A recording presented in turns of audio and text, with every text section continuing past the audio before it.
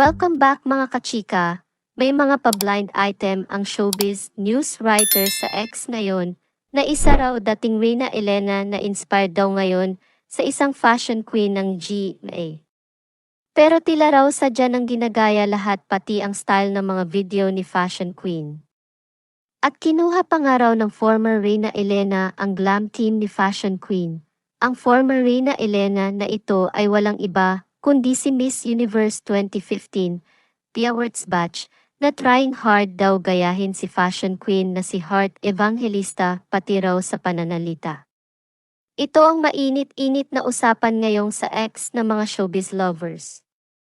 At sa tuwing may bagong Instagram post si Pia ay may bashers agad na nagko-comment na tila nakaabang lagi sa post ng dating beauty queen. Ito ang ilan sa mga komento sa Instagram account ng dating beauty queen.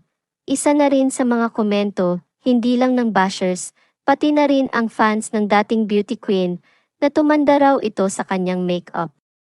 Ito ang ilan sa mga latest post ni Pia na kung saan ay tumanda raw ito.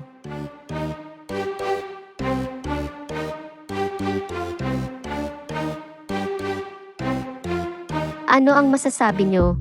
Sa tila ba ay pinapainit ng mga fans sina Heart at Pia? Abangan natin ang susunod na update ng chikang ito. Huwag pong kalimutang mag-like at subscribe para sa susunod na chika. Maraming salamat po kachika.